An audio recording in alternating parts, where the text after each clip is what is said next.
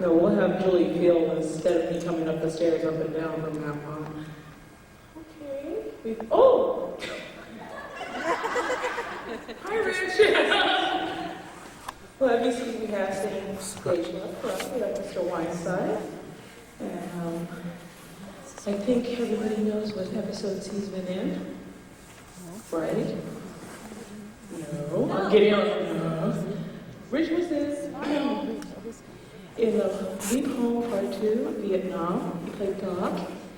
And he also was Scott's shadow in The Leap for Lisa, the very stiff and to the letter we're reading outside. And I'm waiting for one more sign back there. One more. Give me a sign, I'm sick of filling. No, not you. Go back.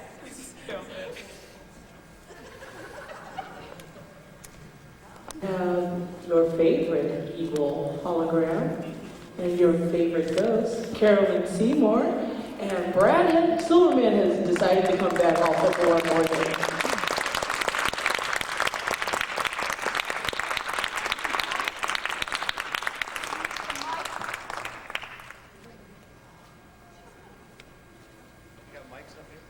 We have mics, wireless mics in the aisles for questions. If people would like to line up at the microphones, that way everyone will be able to hear. Yes. How about some chairs on stage for the stars? What a thought. They don't have chairs. They don't have chairs. They don't have mics. In your home. They'll never come back.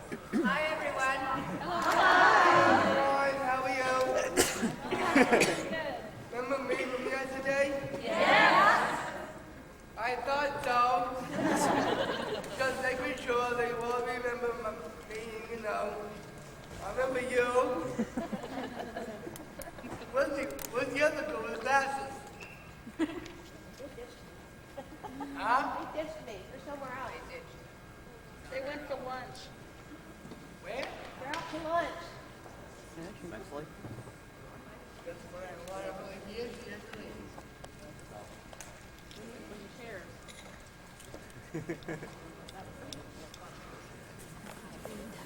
Yes, they need a chair for one. Someone needs to ask a question, guys. So, what you guys been doing lately? How's your husband? Not my mom, my dad. You guys, I don't know if there's a question I haven't answered over the last day yesterday. Not everyone saw you yesterday. That's okay. No, I didn't. I kept looking, I kept trying to find that one daily with Dean on the blue screen. I searched a little bit last night and finally gave up. I had too many other things I had to get on to. But I found some other stuff that I'm glad didn't get shown. It's surprised it got printed. It's X-rated. We didn't have to kick all the kids out. I'll just cover the eyes. Is that Thank you. You guys know my background pretty much because I've already talked to a lot of you yesterday. So I'll just stand back. Yay. Well, this is good. Hey, did you guys hear what, whatever this is? Did you guys file for me from yesterday that I can't talk? Well, you're funny. What am I supposed to do with it? Eat it? Flip it on your shirt and stick the thing in your back pocket. Since somebody knows. I don't think they're turned on. Yes, Yeah, we can hear you. We can't hear you. You have to turn it on. There should be a switch on there. It says on. Both indicators, mic on, system on. Now, what do I do now? Where's Ziggy when you need him?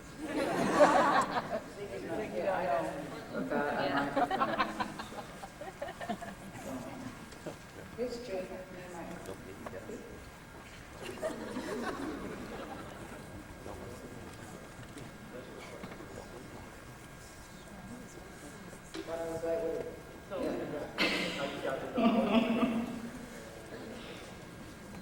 All All right, so do you want a quick potted autobiography? I've been in LA now for 15 years. I came from London where I had a whole different career. I don't know if any of you guys saw a film called The Ruling Class, which is one that I did a long time ago. Isn't it a great movie? It's a great movie. And I also did a series over there for the BBC called The Survivors, which they're now reprising in England. My goodness, who's seen that? How many of you have seen? You're kidding. How phenomenal! Because what's happening, they've reprised it, so now they want me to go back and do a couple more to explain what happened to me. And they're going to go into a whole new series of it, so that should be really interesting. And it's an amazing science fiction concept. It's an amazing concept. It's not a science fiction concept, it's an amazing concept. I don't quite know who they're going to use as adversaries now that Russia and us are supposed to be on such good terms, so we'll see what happens there. But that was something that I did there. I did a lot of movies and a lot of television series in England, and then I came here. And I came just as it became unfashionable to be English. Nobody was English anymore when I arrived here, so I sort of was left to hang out and drive for a while. And then they decided that I could do lead, mean machine parts. So I started playing evil people only when I came to the States. I didn't play evil people back in England. Maybe we all walk around being practically mean there, but I mean, I got here and there I was, suddenly being evil and mean and the control freak and all of that sort of stuff. And I had a wonderful time. I love playing those roles. I just love them. There's so much more substance to them, there's so much more meat to them, and you can really sort of chew the scenery and take center stage and show off and do all those great things. And so that's basically what I've done. I've done a lot of television here. Not too many movies, and a lot of theatre. I was on Broadway for a while, and I've done a lot of equity waiver theatre here. I find that equity waiver for me is fabulous because it means I really get to do wonderful roles in equity waiver. Nobody comes and sees them, but they're great fun for me to do. And television really is television is my substance. It's what keeps me going. And, but I managed, I mean, last year, for instance, I didn't do any television. I took off, I did some Star Treks, and then I went down and did some Shakespeare. I did art down in the park in San Diego. And tried to overtake the sea lions that all seem to be on the heat at the same time. And airplanes and lions and things, but that was fun. And since then it's been a bit quiet. I mean, we had Christmas and then the earthquake, so hello. This is LA, but that's been my life for 15 years. What else do you want to know? Shout at me. What is equity waiver? Equity waiver is when you do theatre for no money at all, but just to get your rocks off. That's basically what it is. It's a 99 theatre. Nobody gets paid. You get $5 a week or something, or performance. Nobody comes and nobody gets paid, and we all do it for love. And it's an incredibly intense, concentrated experience. It's great fun. It's great fun. What did you do on Broadway? Hay Fever. I played Myra Arundel. Do you know the play? I've heard the title. Well, it's a wonderful play. It's not one of Howard. It's by Noel Coward. It's not one of his plays which is has most substance of the others, but it's a wonderful play to do. It's very fast. It's very silent. And I got to wear this blue velvet evening dress that was made for me, and I was known on Broadway as the dress. When I went to Joanne, I wasn't known as Carolyn, I was just known as the dress. So it was a great. That was funny. I did it with Roy Dupuis, Robert Troy, Rosemary Harris, Maya Dillon, Jeffrey Rush. So, I mean, it was and actually Scott Campbell. So it was My thing's on the west side. And then we went to Washington after we did all this.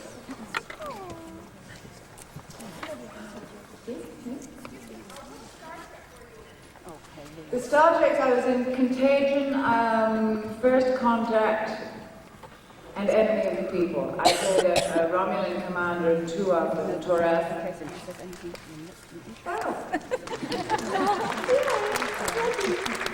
And Zardes, and then I played a Malkorian scientist whose name I can't remember, if anybody... Thank you, darling. Gosh, you see? And I mean, I love doing, the Star Treks I love doing too. I mean, they're incredibly hard work, and one spends hours putting that makeup on. But they're great fun, and they're a wonderful crew to work with.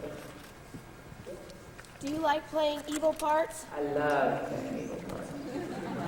She's good at it too. I mean, there's not much else I can, really, people don't buy me as a sort of soft, sweet mom of five. They don't buy me. Doing the laundry, it doesn't work. I've tried, it doesn't work. They buy me as strippers.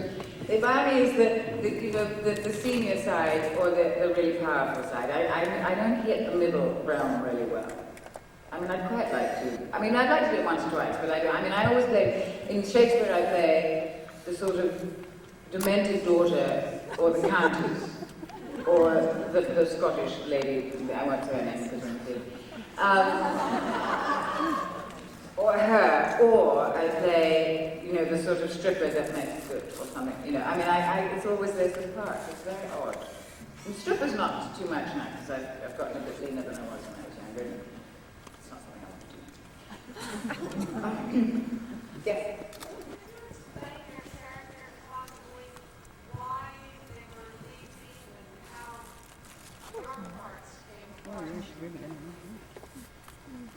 I knew somebody was going to ask me. Go on, okay, question. I think, not that I was the writer and I wasn't in on why they decided to bring Zoe and Aaliyah in, but, they had to have a counterbalance to Dean and Scott. And I know that Deborah had something to do with Deborah Pratt, was that they wanted women as the nemesis to the other characters, because it's the force of evil and the force of good. And I think that's how we got created. And of course, we couldn't succeed, I mean, that's basically it. But I mean, we were the very beginning, I think, like everything, we managed to get the idea, and the evil side of everything developed it, and that's how we came into, to create breadth to the series, I think, I mean, that's very small. I don't know, I have no idea. I mean, I love playing her. I'd like to have gone on playing her. I just wish we'd gone playing. How do we find these presentations of equity theater? How do we track them down? Oh, they're often in the paper. I mean, it's always in the paper. It's always in the LA Weekly or the Reader, or they're always around. And they have show listings of every play that's going on, equity play that's going on. And there are some wonderful ones going on right now. I mean, the Odyssey is a place to look for. Theatre Row in West Hollywood is somewhere to look for. The Matrix is another theatre that's great to work with. Zafir on Melrose, all of those. They've got some very good equity work. So you said you started in a series in England and you played guest characters on series in the States. How is it different coming onto an existing series as a guest as opposed to developing your own character as continuing? Oh, it's very different. I mean, it is different, and yet it's not. I mean, the thing is, when I was doing series in England, you start off with you come in and you read all the stuff, and you get a chance to talk to all the producers, and you get to find out what their idea of the progression of the character is. Plus, they then, because you are committed to the series, they tend to write for you, and they tend to get to know you, and your own character tends to creep in. And this is what was happening towards the end of Zoe coming in. But here, you tend to have, you go in cold, you don't know anyone, you're only in there for 8 days, you've got to deliver the goods right there, and the pressure is unbelievable. And luckily, with Quantum Leap, one was blessed with a cast and crew that were the most welcoming of any that I've worked with. And you never felt like an outsider. I never felt like I didn't belong. I never felt unwelcome. One was embraced, of course, because you relaxed, you did your best work, and I mean, they were a fabulous bunch to work with. They were really a fabulous bunch. And I loved it. Renee Elia was going to come, was going to come today, but she had to go and jump out of a plane. But she said to say hello, and she's in San Diego, Camp Pendleton, with the boys jumping out of the plane. So she is, my girl. I sat there taking it safe, she was always taking the risk. She was a good one. She really does do that in life. She's phenomenal. Yes?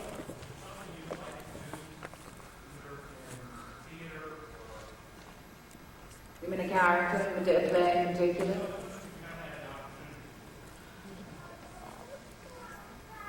I would like to do a really good, rip-roaring farce that got everybody into the theatre roaring with laughter and had a few good old topical stuff going on for it. You know, I'd like people to come in and think and to laugh and to leave open and enriched and happy, you know.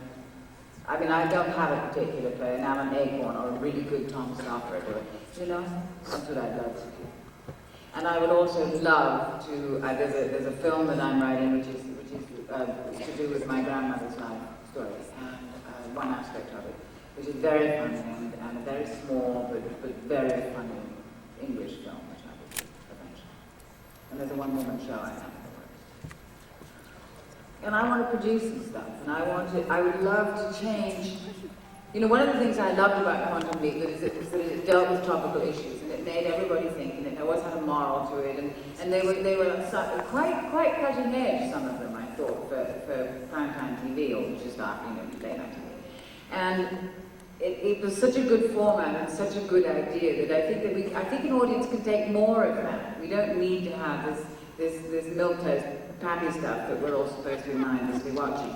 And I think it's time that write to the network, write to the Lord, tell them, you know. And some more women's stuff. I mean, you know, there's this thing, you know, by the year 2000, 47% of women are going to be over 50. There's nothing for us out there. Yes. You know, I don't tell people my age because they sit there and they think, God, she's too old. And I sit there, you know, but I am who I am, you know, and there's a lot of me out there. You know, I'm 46 years old, and I think by the year 2000, I'm going to be one of those women that's going to be 50. And I'm going to have gone through menopause, and I'm going to be kind of the hot flat and all that stuff, you know. And my children will have grown, and I won't have them at home, and I won't have anyone to cook for, and I won't have, you know, children to talk to every night. And the change is phenomenal, and the change for us has to be addressed at some point. So, you know, write to a network, say you want a series about women, and say you want Carolyn Seymour. We'll have a series about it. We'll watch it.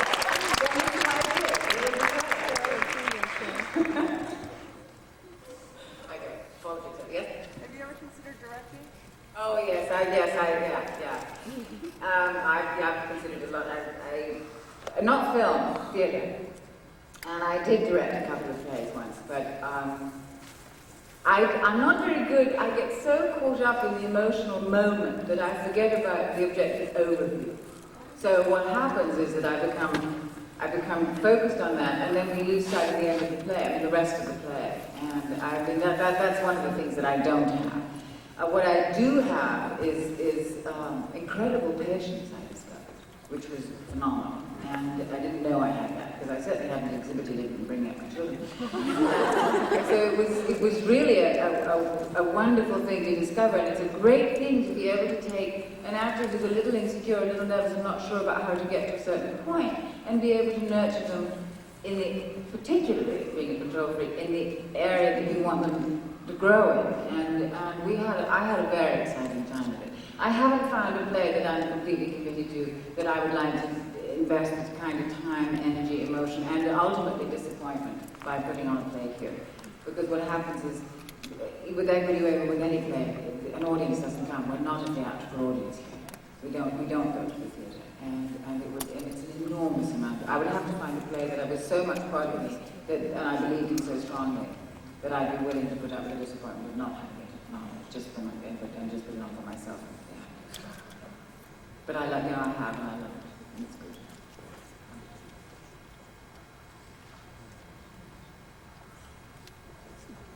Yeah. What was it like to work with Brad? Well, I unfortunately had very little to do with Brad. Unfortunately. I sat there and watched him working with Scott, and he was phenomenal. But I didn't get a chance to work with him. I also, I think, frightened too much.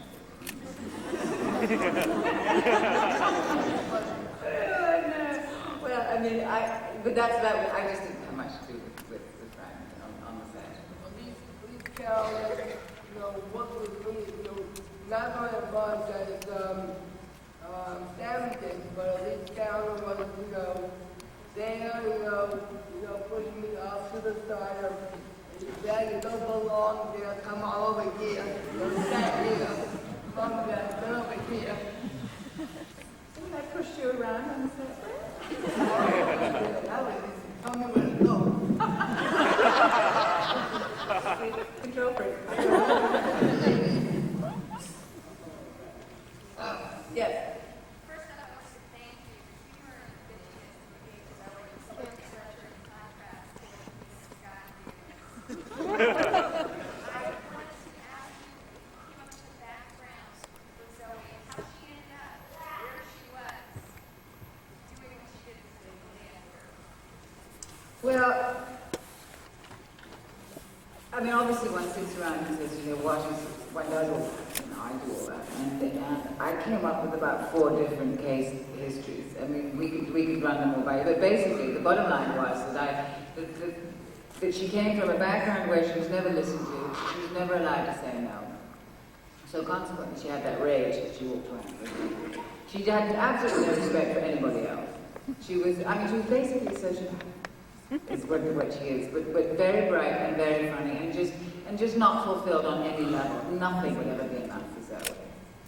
Nothing.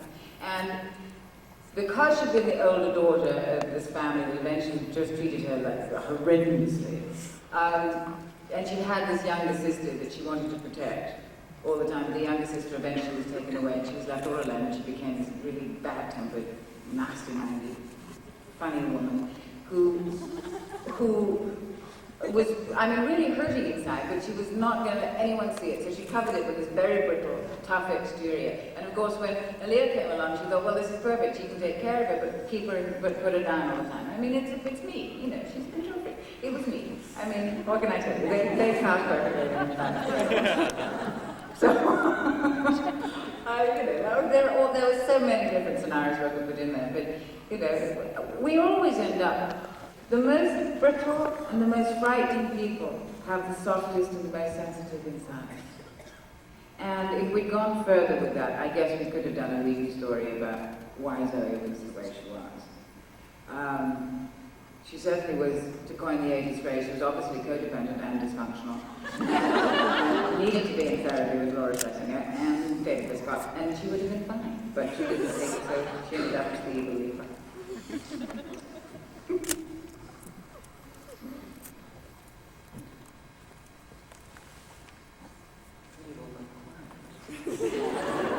Yes. Sure. There's a wonderful article about you in the current issue of Star Trek: The Next Generation magazine, which I thought maybe a lot of people here would like to know about. But also, could you talk about the differences between working on Star Trek versus working on Quantum Leap?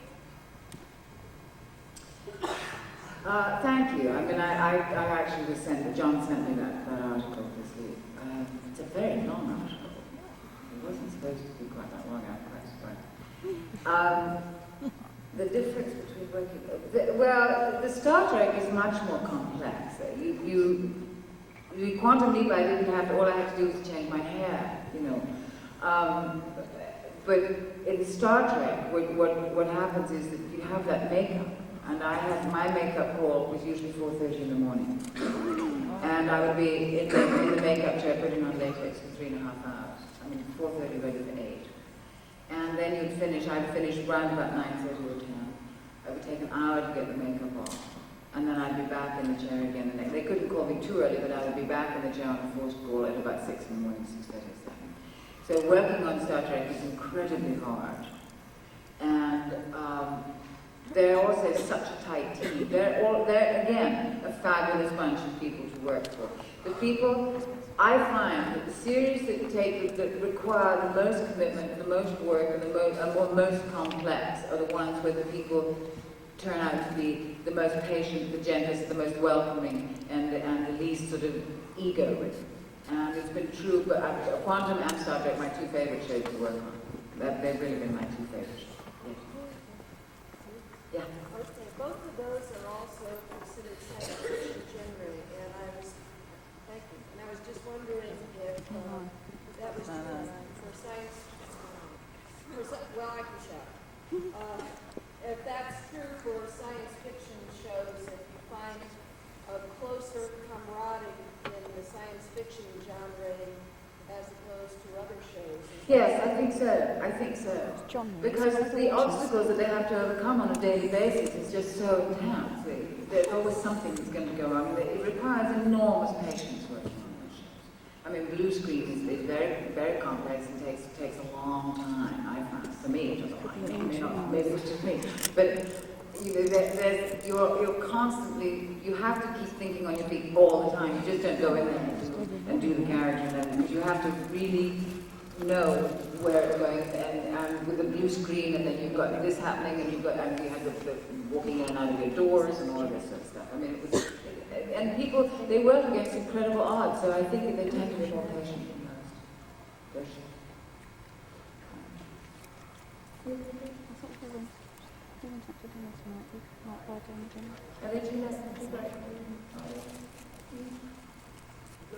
Okay.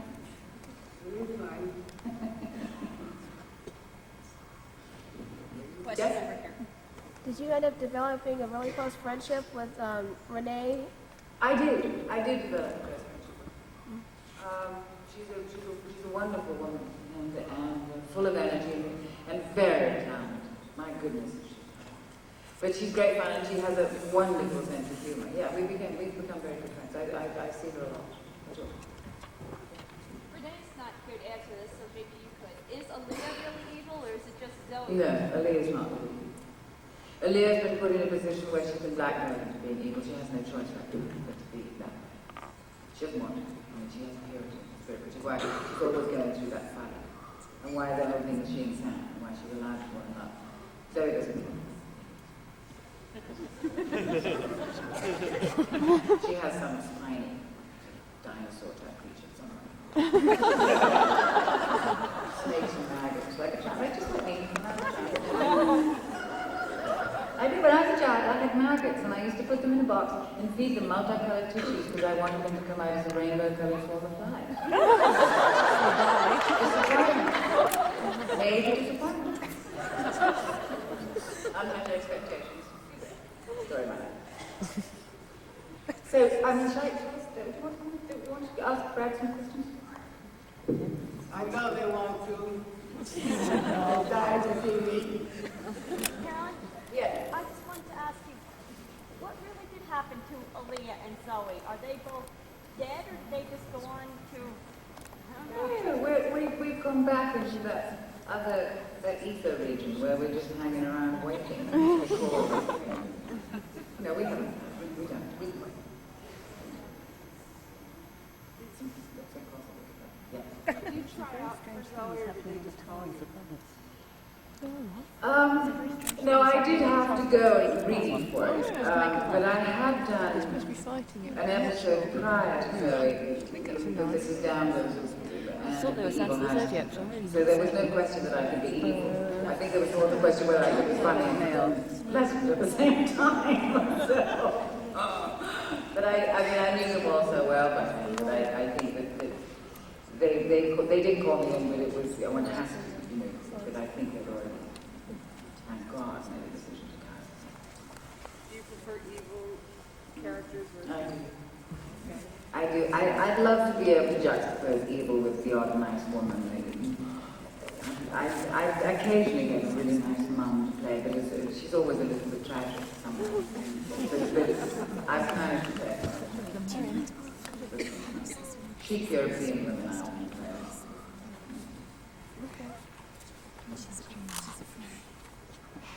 Yeah, go ahead. No.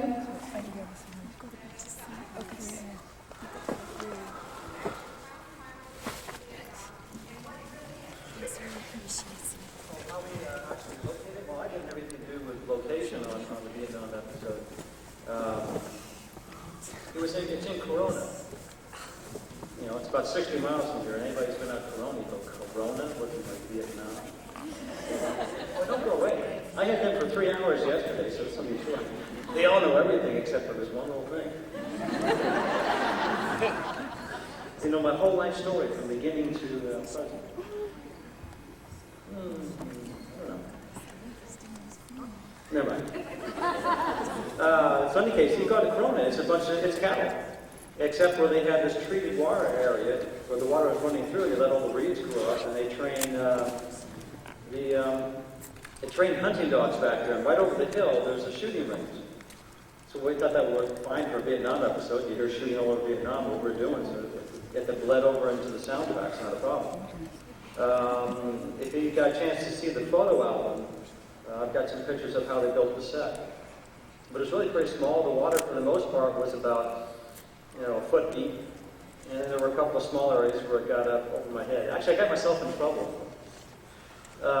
And with the helicopter scene, where those who watch the dailies, the helicopter scene, the helicopter landed in front of the camera, and we all kind of piled in, and it lifted up, and then set back down, we all got out. Well, the chief's hat blew off into the water. And I had all my gear on, and so I went out swimming after, figuring, well, I've got my UVT life vest on, no problem. And as I got halfway out there and I'm over my head, I realized that this was surveyed, so they had cut the back, so this thing wouldn't have worked if I tried to blow it through. And I was getting weighted down by all my gear because I had everything on. I was well, this is great. The seal dies on movie set. Drowning. So I got this hat and I swam back and just remembered how stupid that was. But it's out in Corona. So thanks for the question.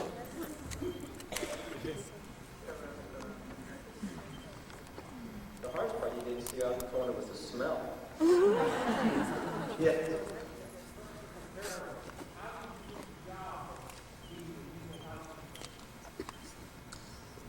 Oh, that I auditioned for, and I'd like to say, because, Debbie came, I had dinner, but it wasn't really, she saw me in action. But I know I had to go and audition, and by the time I did her, Mrs. Dampers, I sort of had a reputation for being, there are 5 women, you eventually you get put into pigeonholes here as actors, and there are 5 women that they call, if they see lean, mean machine, or power hungry, model agency owner, or, all of that stuff. There are 5 women they call into those roles, and I and my 4 other friends all show up for these people. Talk about stuff in the laundry and the shopping and the latest craze, and then go in and audition. So, one of us will get it. It's always the same. That's how. I have a question for Brad. Oh yeah, I'm over here. You know I am here. Where can I get your movie, The Kid Who Wouldn't Quit? No, something you can, because I got a tape. I don't know how you're going to get that tape. I really don't. Thank you. Oh, you're welcome.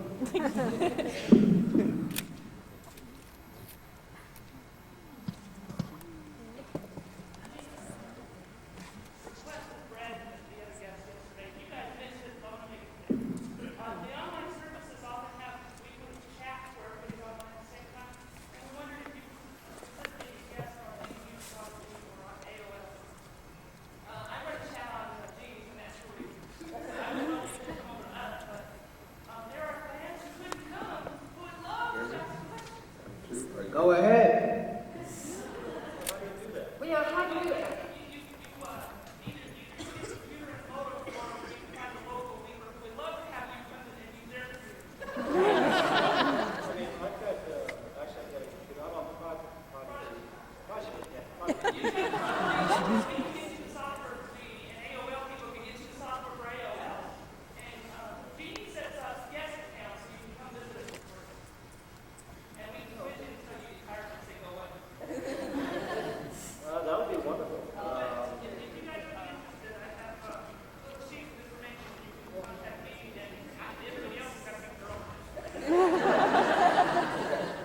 I have no sheet. That's right.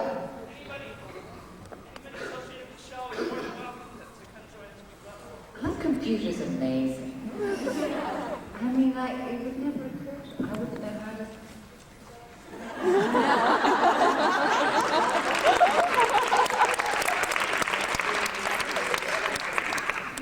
I love the idea of being able to have a conversation with friends you never have to meet or talk to, or, you just... never have to meet. This is our first time to meet. course you have. But I mean, it's so exciting. I mean, technology, it's so exciting, I think. It's also totally confusing to me. I got lost getting here, so the idea of a computer is so frightening. I mean, it's not even coy anymore. My children have them. They know how to, everybody knows how to. I just got a fax machine and I don't know how to. I mean, it doesn't work. I can't. And it's like, so, it's ridiculous. Also, I mean, it's another control aspect, I think, for me, that I have to make people do, and I have, it's like, I've got to do this. Yeah, no, I know, but it's also just killing it all around. I'll do it. I mean, everything that I'm scared of, I do. Actually, I've been trying to get through my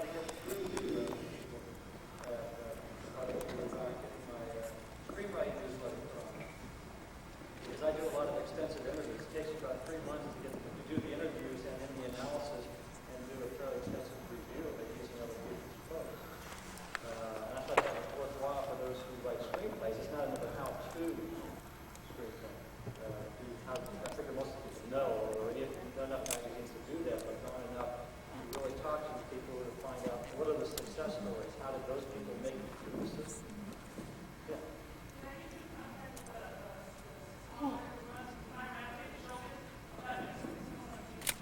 Sure. Is your number on here? Okay. I can do that.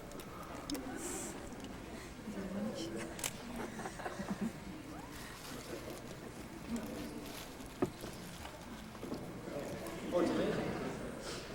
Well, how does this work? When they do all you got a question, I'll get back to you. I'll ask you later. What's your question? I don't know. Yep, it's working. It's working.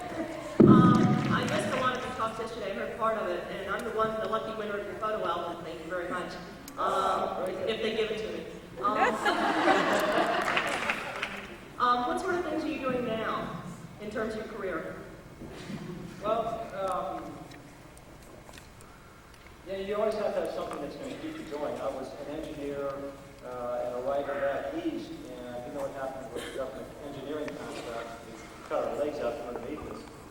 And right now I'm doing some consulting work for the Diving Equipment Manufacturers Association. I'm building databases and all kinds of other computer-related things. And I'm working with a media guy on the newsletter and press releases, like my hands in the writing. And the great thing about doing this is, one, they met my financial demand.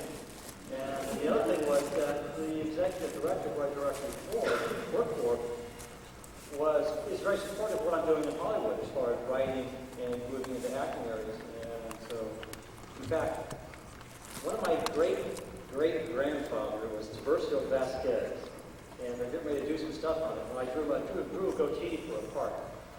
And they put that picture up against his, and we looked the same. He's eventually caught and hung. He was about my age now, and we're getting ready to think about doing a screenplay on him. So he actually took my headshot and resume and all these photos and made with the goatee and sent it up to his friend who wrote the play called Ben E. So, I just keep pursuing it. Unfortunately, it's not one of those businesses where you can make things happen at certain lower levels. You have to kind of wait for the system to come down and reach you, grab you, and say, we want to use you. Did that answer your question?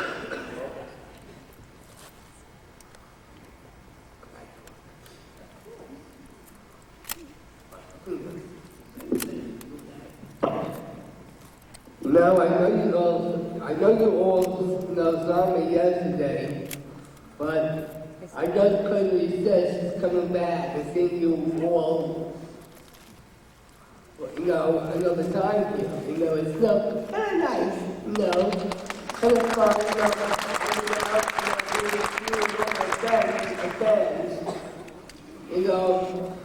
any of you have questions, to ask me, because I know you asked me a whole bunch of questions yesterday. I'm sure some of you have new ones in your mind, so go ahead and pop them. I'm waiting.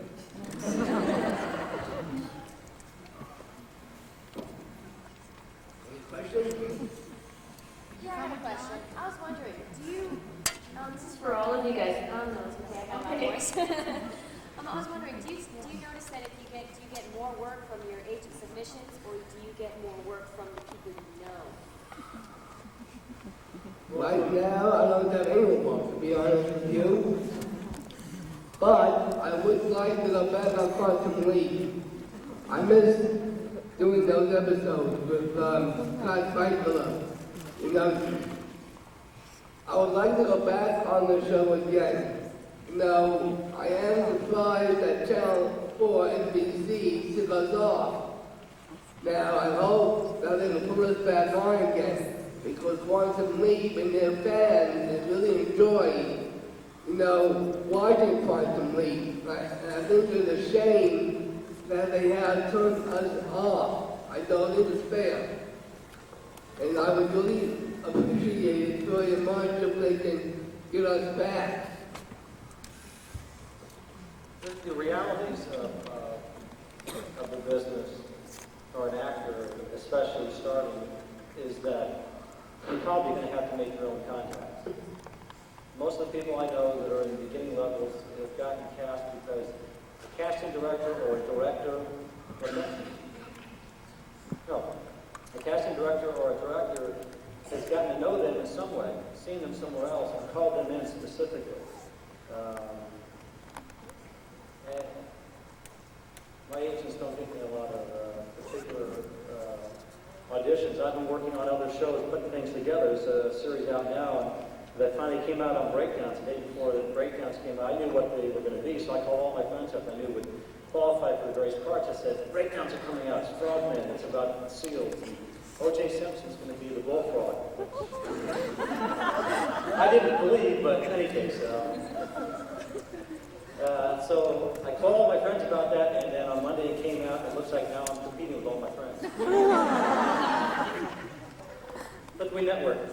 For me, it's my agents really. You know, I know. It's not really even my agents. You know, casting directors call my agents and say, you know, is she available? And it's very nice.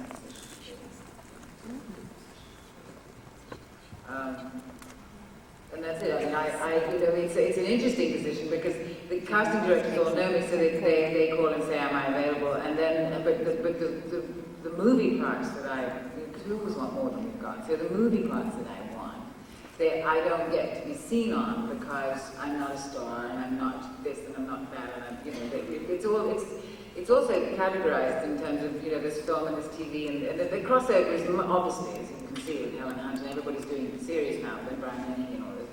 But the crossover is very simple, but you have like in film, you have the A, B, and C list, you know, and I'm sort of like P. But they have a list, you know, and it's amazing, because the struggle, when it gets really cutthroat up at A and B, you know, but it doesn't, I do TV, and I mean, I'm hoping very much through a movie that I'm aiming to do before the end of this year, that will, you know, change. But we always have, it's always that one role that will change everything. It's what keeps the character keeps us going. You know, it's amazing the optimism of the best. My question is for Carolyn. You were talking a few minutes ago about getting typecast into certain kinds of roles. Do you ever get tired of that and desire to play the heroine? No. I was trying to think if I've ever played a heroine. Of course I have played a heroine. You know, I mean, in reading class I suppose I'm a bit of a heroine.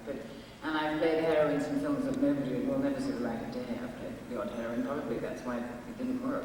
I don't play heroines that much. I mean, I don't. I mean, I'm often the power behind the heroine succeeding. But I mean, even when I was young, I didn't play ingenues either. You know, I always looked 40 when I was 15, and you know, now I look 15.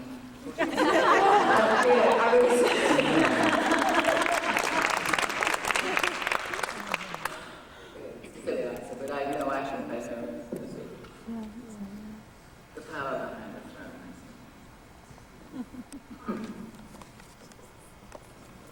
I have I do enough that at Kmart.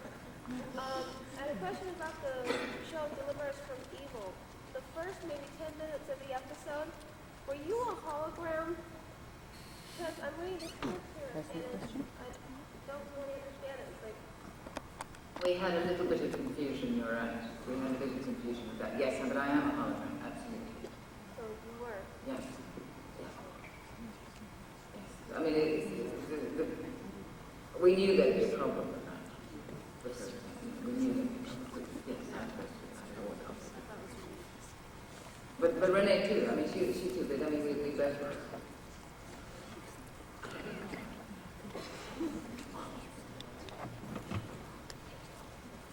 Yesterday we had stories about how people got their agents, and they were quite interesting. So I was wondering if Carolyn would like to know how she got her agent. And I'm just dying to know who your other 4 friends are.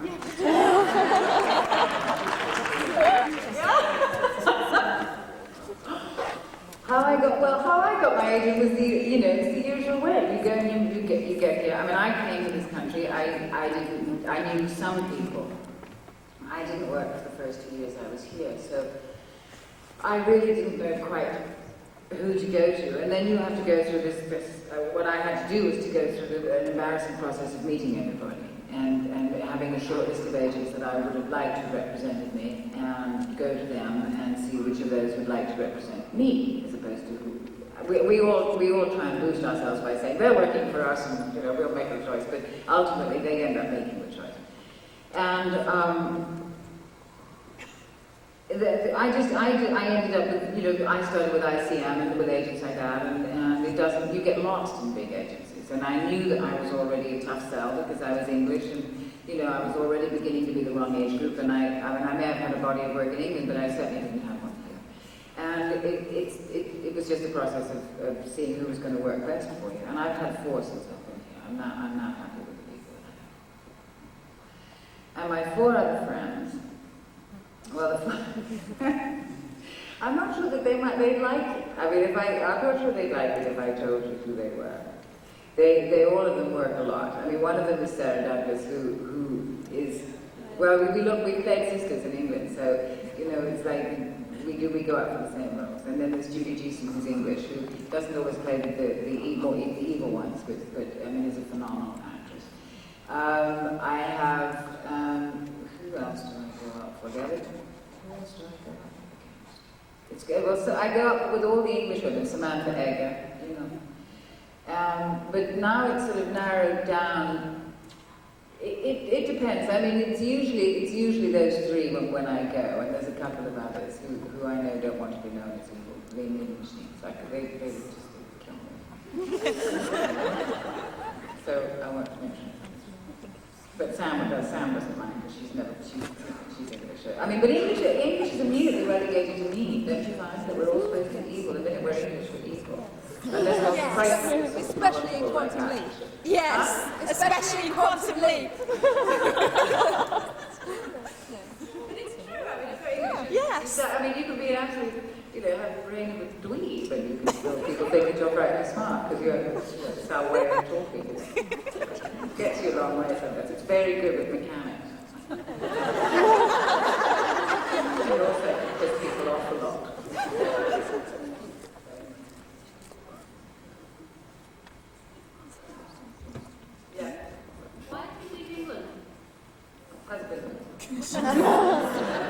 Husband moved, came here, and got house and brought children. Mother wallet. It was one of the most unwise things on one level for me to do career-wise, but on a personal level, it saved my life. It was one of the greatest things. Okay. Ladies and gentlemen.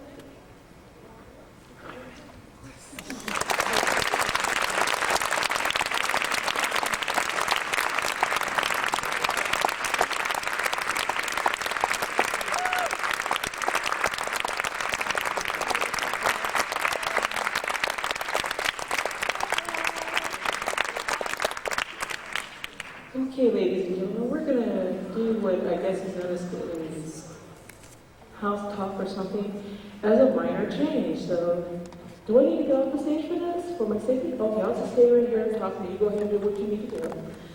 I'm going to go ahead and reiterate some rules while things are happening. Do not be alarmed. You'll hear, there you go, a little noise. Uh-oh, wait a minute. We're going to have like Jaws and Mr. Spielberg for a moment. Ma'am, you may want to move. What's going on? Do not look behind the screen.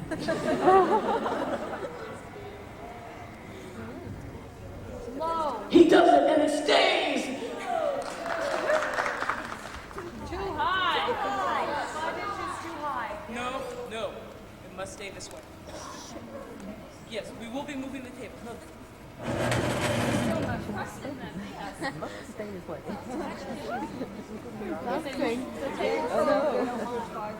Hey, people are a union. They know what they're doing.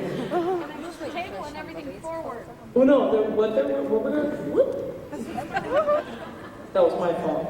Give it back. There we go. No, what we're gonna go ahead and do is like reset the stage.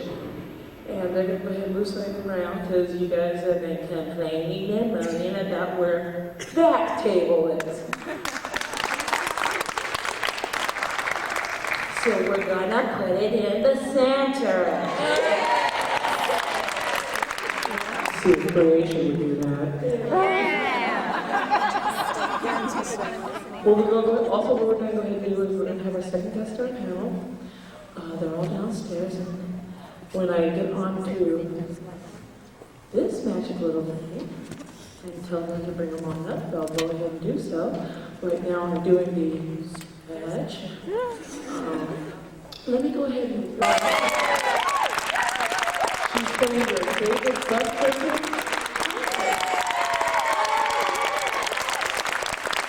We also have the establishment Richard Bird, who, if you saw Bristol County Jr., Captain Galaxy, who's also become the president.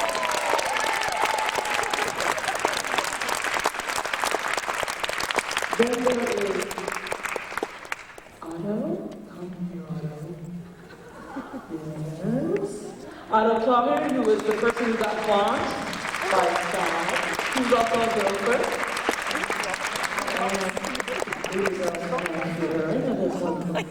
This is all. Oh. I'm Miss County downstairs. Ladies and gentlemen, here is your panel. Yay!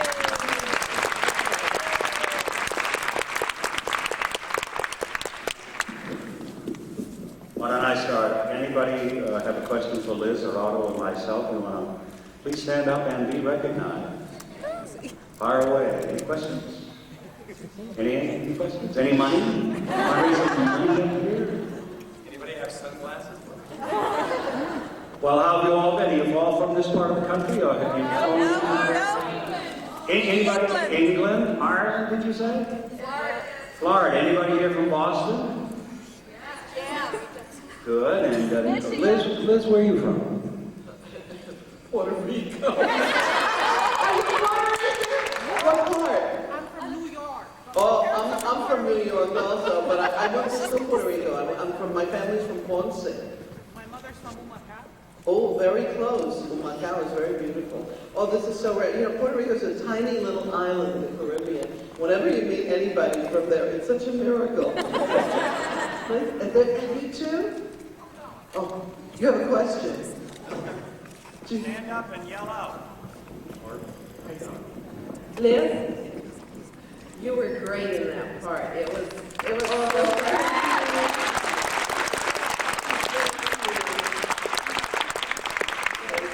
My question is there anything in the works now that any of the three of you will be starring in so we can see more of the three of you? Yes, You're helping us here. That would be too much fun. You know, these two no, you know, it's very funny in this industry, but I don't know about you, Otto, but I find that friends don't generally work together. You know, you have great friends. Individually, you mean? Well, I'm on the John Lyra Ken show.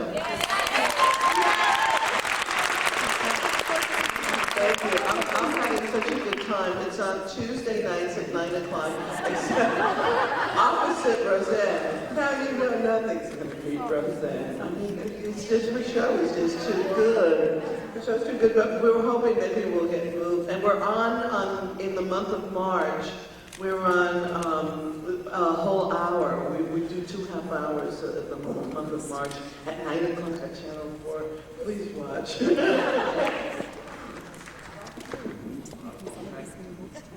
How many of you watch Sequest?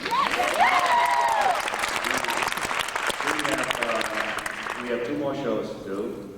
And go home, say your prayers, and get pick up. We've done 24. And on March 5th, tune in, I've done a new Aaron Spelling show. It's called Winnetka Road. It's on NBC. And the pilot, we did 6 of them. The pilot goes on March 5th. And my wife, Patricia, she's here somewhere. My wife recently, she came on Sequest after auditioning and competing. She played Mrs. Noyce, Admiral Noyce's wife. So she's out there, I guess, looking at the various stands. And we also did a play recently called The Walkers. First time we could play together, I mean opposite each other. And that certainly was a lot of fun. But things are well, and I'm very, very grateful, and I hope all is well with you. And the 3 of us being here, we're just delighted, and delighted that you were able to make it. Here's Otto, do his commercial. Friday night at 9. Not a lot of TV or film work recently. I've been doing a lot of theater, going back to my first lady. I love theater. And I've recently been working with a bunch of people, and keep your fingers crossed. I'm going to be producing production, an adaptation. Hopefully, if I can get the rights from for Patty Chayefsky's Marty. Which has only been done as a television play and a film. It's starring Rod Steiger in the television play, and Ernest Borgnine in the film, and on stage, me. Scott.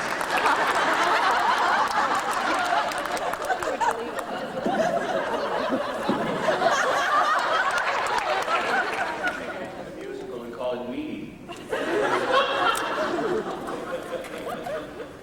So that's what's going on with me. Questions. Richard. Sorry, will your Stand up. Where are you? Yeah. Will your character be reoccurring on Briscoe County Jr.?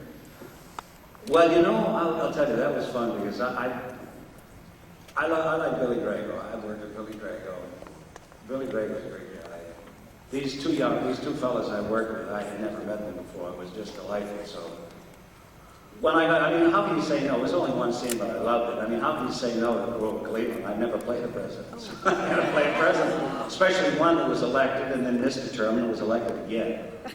And evidently the most honest president we've ever had. So when we were through shooting the scene, which took most of the day, I asked, is it Bruce Campbell? Yes. Bruce, very, very, very good young man, fine actor. I said, who do I buttonhole to get back on this show? I want to come back as this character. So he told me to go see this guy, track down Carlton Coos, I believe his name is, the producer. Well, I did. I found him. I tracked him down that day.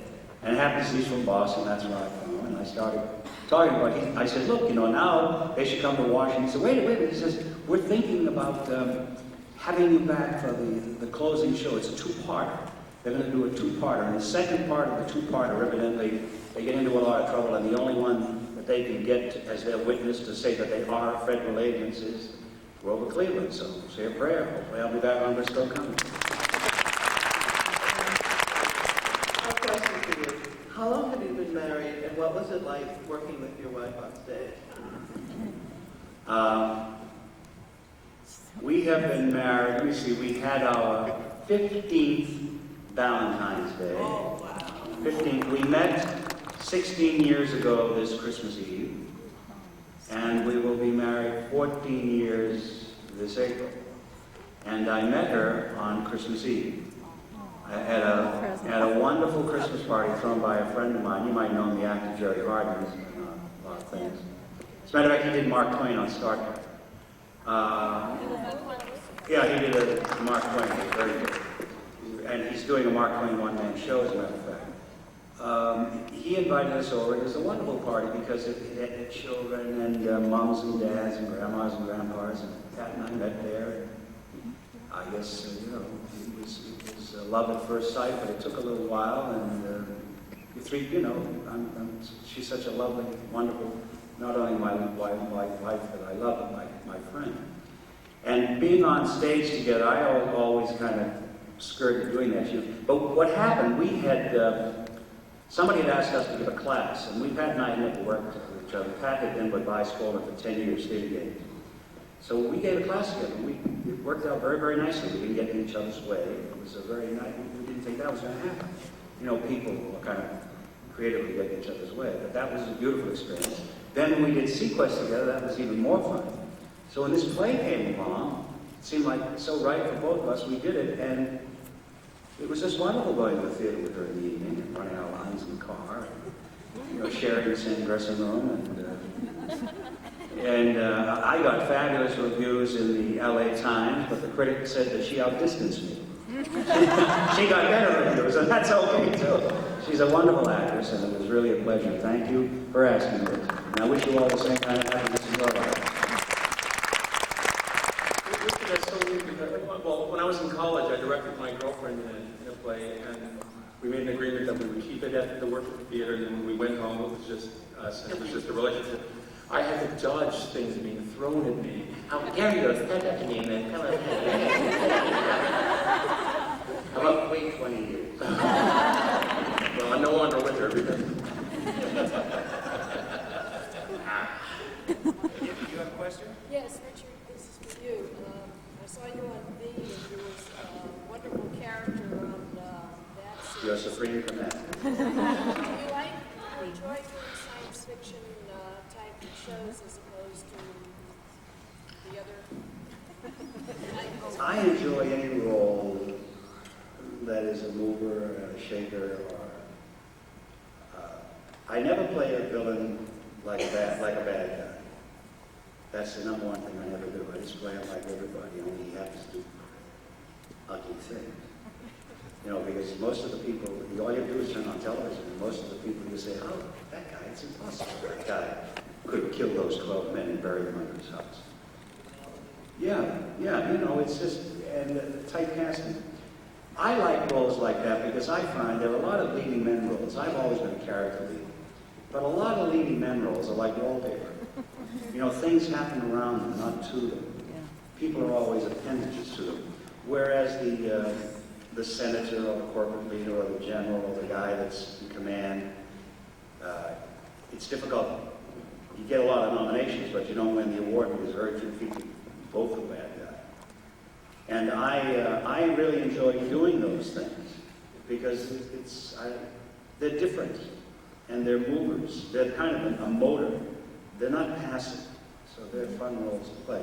But I'm playing more now. I'm having the opportunity now to play more fathers. I played a grandpa recently. I played a grandpa and a father in Winnetka Road, and I play what I call closer to the way I started in New York in the business, just as a person involved in situations where things happen, just like they happen to all of us. But I enjoy doing B. They were between a rock and a hard place there. They didn't know whether to do another miniseries, they were going to do a movie, and they had the biggest numbers they ever had at ABC, and they did it as a series. It was too expensive at that time, and they had to drop it. Sequest now is the most expensive show on television. Liz? I'm sorry, I heard a rumor that they were planning on moving Sequest to Orlando. Is that? That's a rumor. Yeah, that's a rumor. Nothing has been decided yet because none of those things can be done until they pick up the show. And what they want to do, which is only natural, is they've got to bring down, and they have brought it down $300,000 or $400,000, the price of the show. Because every week they have to meet $1 million until it goes into syndication. And that's why it would behoove them to do another year. From Orlando? Yes. They need it down there in the state of Florida. We'd love to come. Yeah, we have the facilities, and we'd like to see more production come in. Help the whole community. You work for the business? Liz, you want to speak to Liz? Yes, I have a question. Yes. I really enjoyed the John Larroquette show. I like the articulate perverse humor. Thank you. How much of it is scripted and how much of it is ad-libbed, if any? Oh, all of it is scripted. These writers are incredible. They're brilliant. Oh, they are brilliant. I had worked with John Rio, who's a producer-writer, 20 years ago. It's very funny to be working with him again. I worked with him at a show that he produced called the Unofficial Miss Las Vegas Showgirl Pageant. I'm not proud. And I worked with him on something called the Comedy Hour, and it's just a group of comics getting up and I did stand-up comedy years ago. And 20 years later, here we are working together. Everything is scripted. It's brilliantly constructed, I think. It took me a long time to admit that I was on such a well-crafted show because I'm so used to shining and sorry, excuse me, but if you followed my career, it's been really brilliant. And I've done a lot of really bad shows. So when I first started doing Larroquette, it took me like 3 or 4 weeks to finally admit that yes, this is really a fine show as I think it is. It's really good. There's a lot of people that I respect said so. More than my own feelings, I was afraid to surrender that, and I'm really proud to be a part of it. And I love John. Oh, we'll know the middle. We don't. The question is, will we be picked up for next season?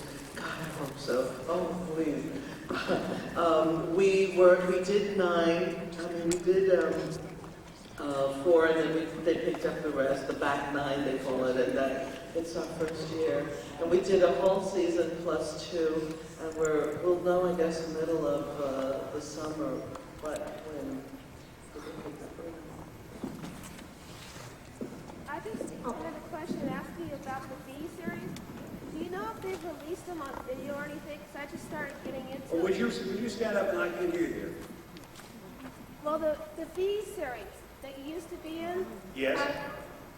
I've just started getting into the videos and the books and everything. I wanted to know if you could find them on video or anything. Because I tried on video stores and they don't even have it on file or in existence anymore. Yeah, it is. I know it's running all over the world, but I've seen it somewhere. Have you called Eddie Brand's Matinee Theater in North Hollywood? No. A place called Eddie Brand, B-R-A-N-D-T. Call Eddie Brand. And then call, let's see, we did that for NBC. Where did I do that? We did that on the Burbank Studio. The Burbank Studio. Call the Burbank Studio and ask for their, who would they ask? No. Ask for the distribution department. Distribution and syndication. Ask for distribution and syndication. First of all, call Eddie Brand. I know they're out on tape, I believe. If you ask for distribution and syndication, they'll tell you it's being distributed and syndicated, and then they'll tell you can ask them if it's on tape and where it's available. That's the best. That way you'll get a definitive answer. And if you don't live in the area, Eddie Brand's an 800 number. So just call Yeah. them directly. Their mail order is terrific. If it's on videotape, Eddie Brand will know where to get it. That's the place. B-R-A-N-D-T. In the valley. I saw the series when it first came out, and I just thought, I loved it because I'm a total sci-fi addict. And when it first came out, now I'm starting to read the books, and I want to start seeing the series over again. Sure. If I can find it, that'd be great. If it's out there, Eddie Brand will. Yes. Oh. Here you have it. Yeah, this is a question for Otto. Marty is one of my favorite movies of all time. I love it. I love the characters and the whole situation. Why Marty? What was it that attracted you? I hadn't seen it. I hadn't seen it. I heard of it. I think when I was in grad school, one thing as an actor, especially if you're a stage actor, you're always looking for new audition material. Lawrence Lott, who was a terrific actor and a very good friend, who died about 4 years ago of AIDS. But he was one of our coaches there at the time. He was a visiting lecturer. And I went up to him one day and I said, Larry, I need something new, to do. And he said, look at Marty. And I went, who's Marty? Marty who? And so I looked in it and found a monologue from it, and I was extremely moved. And sorry? Which monologue? Which one? Oh, it's kind of pieced together from the scene where they're at the dance, and it starts out, I cry all the time, any little thing, that one. And the whole piece moved me, I think, because it's delved into my personal life, ladies and gentlemen. I experienced, especially up until I think the time I finished grad school, I experienced a lot of the self-doubt that Marty experiences, and the feelings of being extremely unattractive, and putting things in really nice terms. But I experienced that, so it really touched me, it really moved me, and so I got in with this group of people who were doing theater, and I said, it's one of the projects that I want to do. And they said, we can get the rights somehow from, it was terrific. Really hope you get them because I'd love to see it on the stage. Perfect. You live in the area, we're being in LA. Yeah. Terrific. Okay, we have a question for Liz. Hi Liz, first off I'd like to say you have a beautiful voice, that was your singing, and it's a wonderful speech.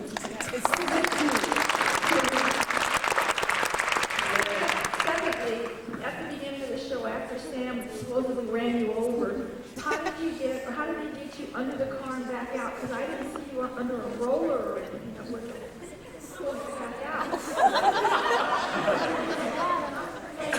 I thought he pulled you with your legs or something, but I thought He did. roller or anything? No. How did I get under there? Gingerly.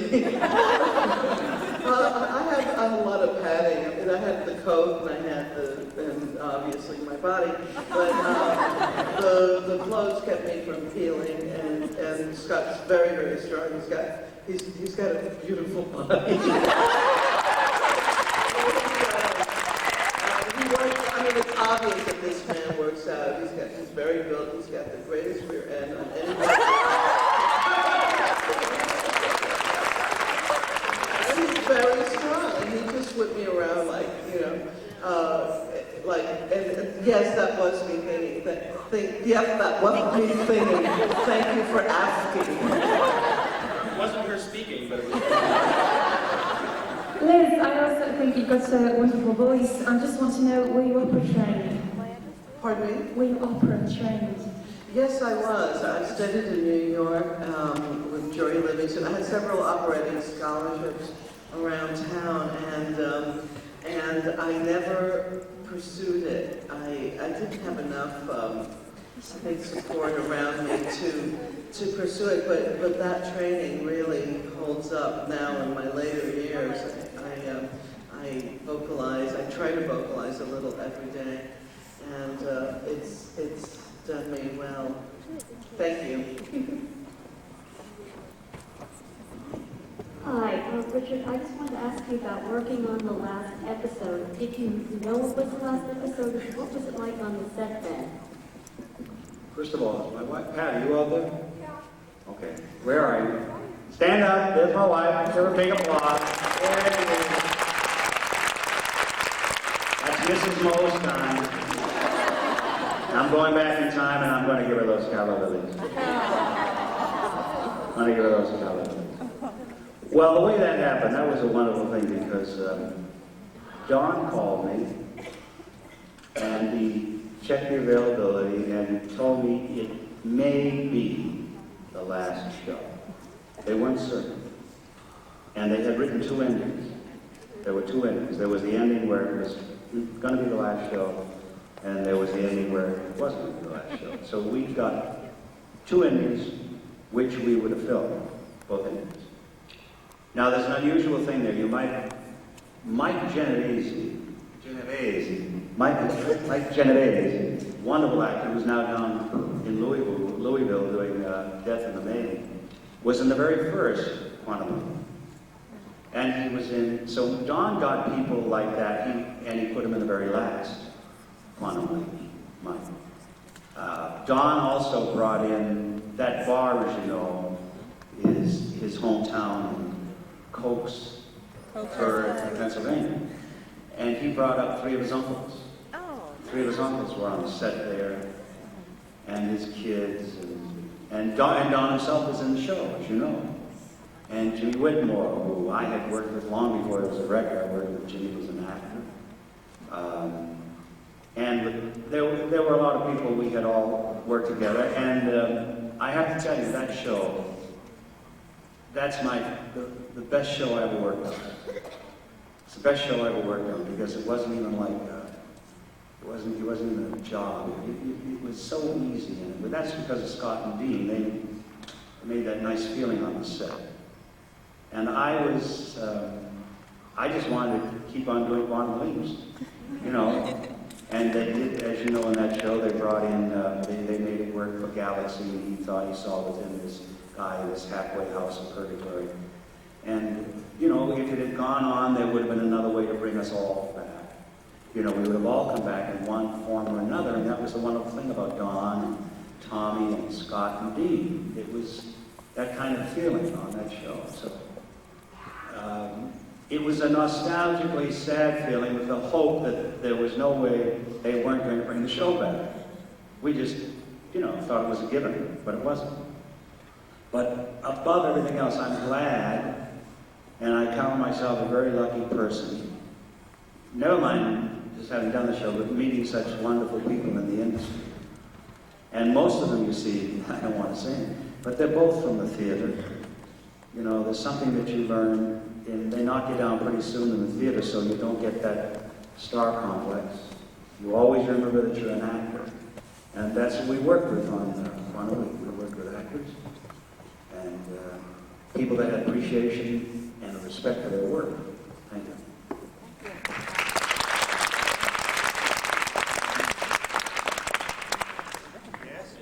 Hi, this is for Liz. I was just working on that episode. That wonderful line. That's not how it goes. Sin vergüenza. Is that yours? And I'm not loud. I'm Puerto Rican. Puerto Rican. We are. Aren't we? Sin vergüenza. She asked if some of the dialogue, the Spanish dialogue, was mine. What on the episode, because I played a Puerto Rican, which is a stretch. Don called me in, and I had done a tequila and Benetti, and they called me in. I love the dog. They called me in, and he said he was going to have one especially written for me. And in all my years of television, I had that. I mean, that never happens. So I met with Peter Brown, who's this brilliant young man. In fact, he wrote one of my favorite lines. He said he was talking about somebody kissing him, and he said, "She kissed me, and I felt as if she was breathing life into me." Well, he's just a brilliant writer, and he sat with me, and he said, "Yeah, this idea," and we hashed it out. We talked about it, and there it was in the script. It was wonderful. He's terrific. Thank you for that.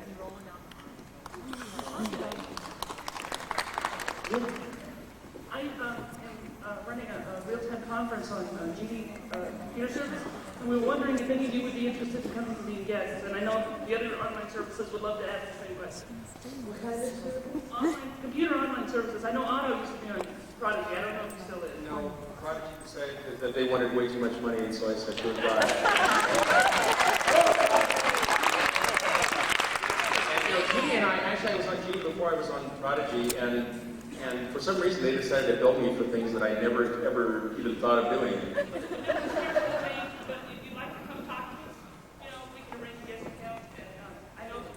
It's not. It's a computer online information service that you call in through your computer via a modem and communicate. With an online conference, everybody's online at the same time, and for a formal guest star to speak, somebody would ask a question, you get a chance to answer, and then you get follow-up questions, and you answer, and then the next guy in line gets asked that question. Like the Iran-Contra hearings in there. It's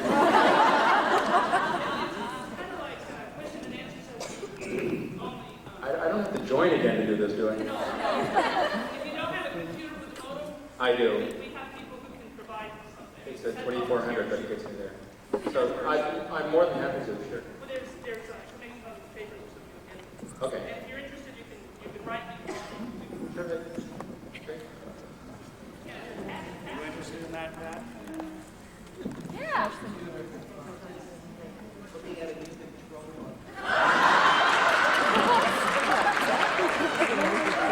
Liz, over here on your left. When I first saw It's a Wonderful Leap, you looked awfully familiar, and I could not remember where I'd seen you from. Could all of you give us a rundown on your early career, how you got started in show business? I was a singer, dancer, actor in New York. I went to NYU. I danced with a troupe in Las Vegas called the Saints and Sinners. Then I came back to New York. I was blonde. Naturally. And I came back to New York and started doing stand-up comedy, and I was the darling of the Tonight Show in the 70s, only because the Tonight Show used to be taped out of New York, and I'm from New York, and I was one of the few comics that didn't mind getting bumped. So if somebody didn't make it, they would call me. I'd be on the subway and there in 2 minutes. And so I did a lot of Tonight Shows. I opened for Liza Minnelli, Tony Bennett, and Billy Eckstein, people like that in the nightclub circuit. I was on Phyllis with Cloris Leachman and All in the Family with Carol O'Connor, and checking in with Marla Gibbs, which was the first show when she moved out of the Jefferson household. Anyway, so I've done a lot on television, and I've been around a long time, and grateful to be here. Next. Oh, I'm sorry. Was that from? I just had a whisper in. I have passed. Sorted. How did I get started? I was hit. I think I wanted to be an actor ever since I was like in first or second grade, and you do the school play and everyone's happy. I used to. They would write on my report cards. I was a strange child. When we would read out loud in class, I would have different voices for the different characters, and I was the only kid in class that did that. So they thought of checking me in somewhere. But it really started for me in junior high school. I went all through high school, and I think when I was 12, I decided that's what I wanted to do, and nothing much didn't stop me from doing it. I went to college at California State University, Stanislaus, in Turlock, California. Central Valley? I was born and raised in Modesto. It's not the end of the world, but you can see it from there. I was driving, I was living in LA, and I'm driving to visit my parents for Christmas one time, and it was fog didn't help. And I got lost, and I was following a truck, and he turned off, and so I turned off because I couldn't see a thing. And I went, where the hell am I? Am I in Madera? What's going on? And then I heard, it's drawing me home. So I went to Cal State Stanislaus, very small school, but you got to work all the time, and I learned a lot there. Did my graduate work at UC Irvine in acting.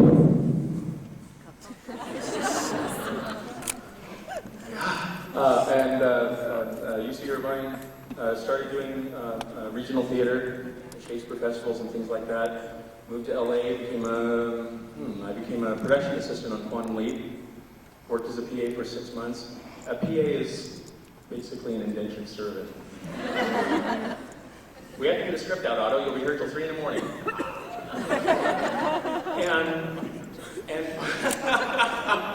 And then Paul Brown, bless his heart, one day came in and said, "Can you do me a favor?" They sent the wrong guy from Central Casting to this non-speaking part of the production assistant on Disco Inferno. That was the second day of shooting, and he was angry. And so I said, sure, whatever, get me out of this office. And I knew it was a non-speaking part, and I didn't have my SAG card at the time. And he said, "You want your SAG card?" And I said, "Is it pig's ass pork?"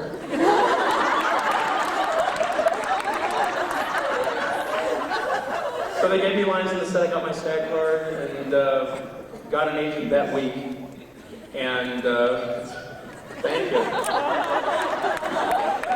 She's laughing at me. I love her.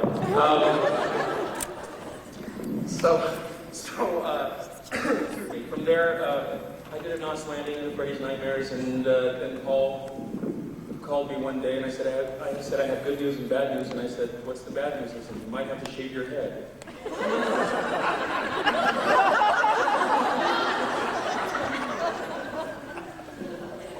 What's the good news? I've been chosen to stand with a tambourine at the airport. What's, in orange robes. But he said the good news is you have a week's worth of work coming up in about a month. I wrote you a part in All Americans. And I went, thanks. And so I did that, and then Private Dancer came up and he wrote the part of the bartender for me. And if you notice, the bartender's name is Otto. I don't know why he doesn't write.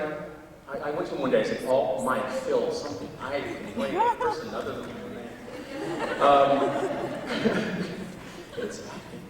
And so, but I couldn't do it because I just had knee surgery. So, and then a couple of films, and I'm really just starting as far as film and TV work is concerned. But, let's do some more. I want to work, you know.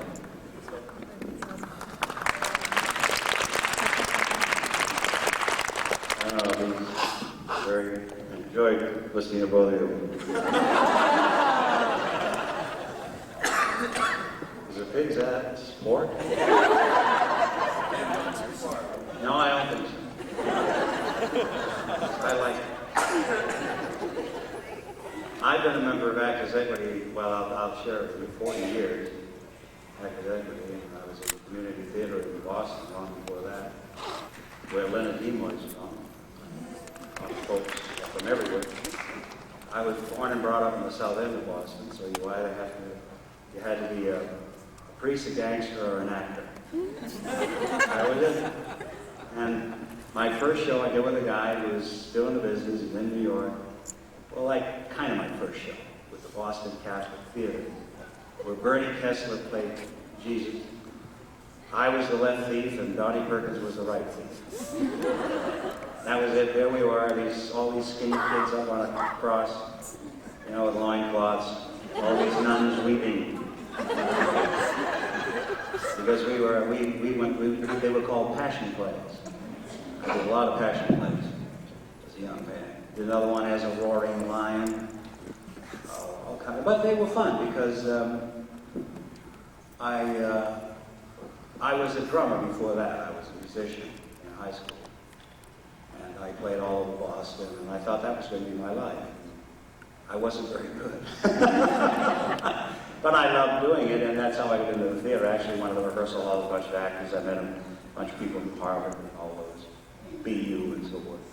And I ended up doing a radio show. And from that, I got an apprenticeship when I was in high school at Boston Summer Theater with Lee Falk and Al Caff. And I had to work 2 years before I got my equity card, doing all sorts of things. And I worked with Vincent Price, Veronica Lake, Alexis Smith, Victor Jory. All these people came through doing shows. And when they came through, you had to be ready. They rehearsed you all week. They rehearsed you for 5 days. This actor would come in, and you'd go up, and you'd only do the cues. He would give you the cues, and you would do your part, and then you would open the next night. You had never done the whole play. That was really fun. Then I did a ton of summer theater, live television, more radio, road shows. Yeah, I did. I'll never forget.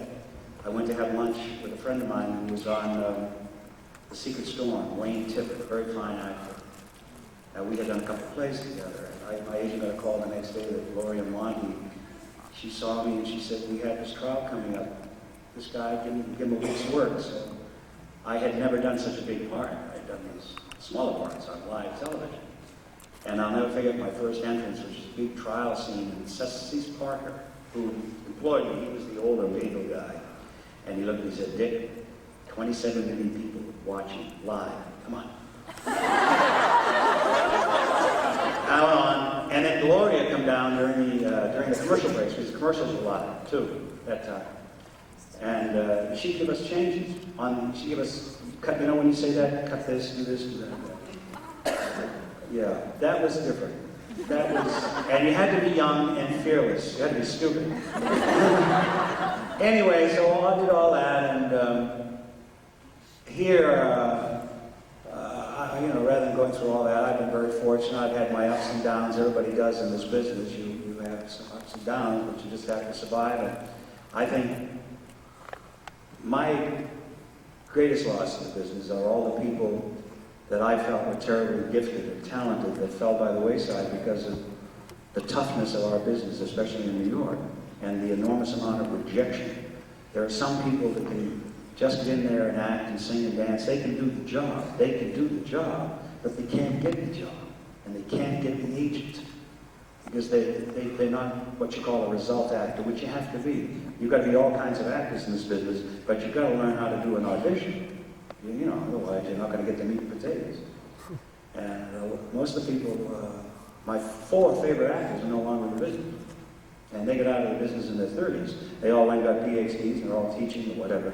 And I keep in touch with them, and every once in a while they go on a sabbatical, and it's my pleasure to go out and see them do something, because I still feel that way about them. They're very gifted, talented people. But you got to have a very hard skin. And I remember I had an agent once that said, it's a tough business, and make sure you're not the body they step over. That kind of thing. But I got fortunate. I haven't been in Hollywood long. I was in New York. I did Kojak. I got some film at Universal. They brought me out. I did a pilot for a series with Christine Lottie and Nick Mancuso called Shack, which didn't sell, which became a movie of the week. Then I had my film. I started working and doing movies like Fist, China Syndrome, The Onion Field, I Never Promised You a Rose Garden, Private Benjamin, All the President's Men, Transfers, which is a cult film. And I did Summer Rental with Liz's great guy, John Larroquette, who's a wonderful actor. We did that with John Candy and Rip Torn, Karen Austin. Then I got lucky, I met my wife. That's the luckiest thing that happened out here. I did T.J. Hooker and V. I did Rock Hudson's last series, Devil Connection. And, things went on Sequest, and then hopefully Winnetka Road will be picked up. And I try to go back that night, go to New York as often as we can to do a play, or go to the Berkshire Theater Festival, the Cleveland Playhouse, San Diego. You've got to go away and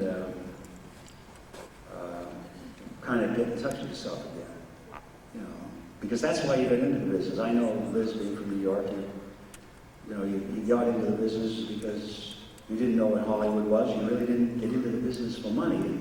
We're all grateful that we make a living. But I think if you go to do something for the love of doing it and you can gain the skill and the craft, because most people, they don't study. They think it's a miracle. You've got to study. I'm going to end this, but here I am. Thank you. Richard. Where are you? Yeah. Hi, I'm from England. I've travelled nearly 6,600 miles just to be here. This is my second convention. This is directed at Richard. I'm Lucine. Are you interested in Shakespearean roles, i.e. the Scottish play? I've done them, yeah. I was at the Helen Hayes Repertory Theatre Company, and we toured. I remember, like the 12th night, I'd done that twice. I did Orsino, and then I did Sir Andrew Aguchi with David Carradine. David played Sebastian, as a matter of fact. Then I did Petruchio, Henry V, a couple small parts in Hamlet. I think I played the ghost in Rosencrantz and Guildenstern, one or the other. I would dearly love to go back. I've always enjoyed. I found with Shakespeare that you never have to really take the book home. It's like any good play or any good, well, it's like Quantum Leap, really. You don't have to study that much. It kind of was written that way that made sense. Shakespeare's the same way. You don't really have, it's easy. It comes to you. It's easy. No, I enjoy the classics. As a matter of fact, right now I'm working on O'Neill's A Moon for the Misbegotten, which we're trying to get up. And then my wife and I are doing a reading at the Classical Theater Lab of O'Casey's Juno and the Paycock on March 20th. And I've been kind of sniffing around Falstaff. You know, pad up a bit and do it. But I think you do all those, even if you don't do them well, they help you, they kind of expand you a bit. It's, you know, you should embrace failure. You should attempt things that, and if they don't work and they fail, it's difficult, you can get depressed, but you should embrace failure because at least you gave yourself the opportunity to fail. Yes? Someone? Right there.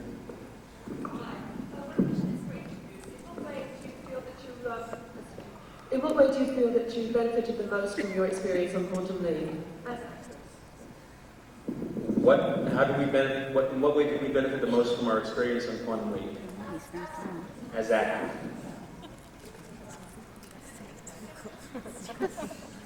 Well, for me, it gave me my start in film and TV, you know, acting, which is a different animal than working on the stage. And I learned that. Because when you do this on stage, it's no big deal, but when you have a close-up and you do this, you go, he has a nervous tick or something. Start insane. So Quantum Leap for me was my start in film and TV, and I'm going to be forever grateful to them. And it was a terrific experience. I've never worked with in my life. More really terrific, supportive, wonderful people, genuine people. And Scott Beckler, Dean Stockwell, Don is terrific. Paul Brown, I'll be indebted to him for a long, long time for giving me the chance to work in TV and film. And that's good enough, I guess. Last question?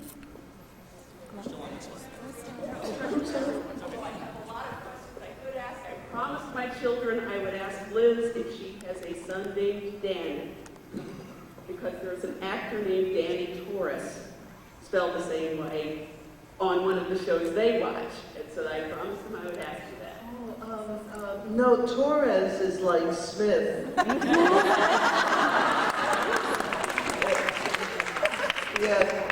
Yes, it is like, there are thousands of Torreses.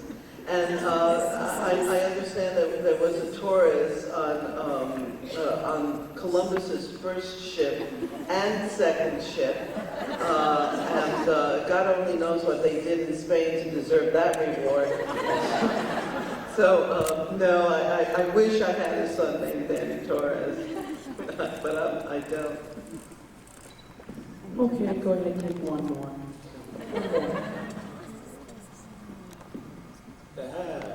Yeah. Chris, you decide. You make the call. Since we just heard about the mention of the Scottish play, we've heard a lot about theater superstitions. I was wondering if there are any television superstitions, like not mentioning the Scottish play. Don't plug the TV in when you just come out of the shower.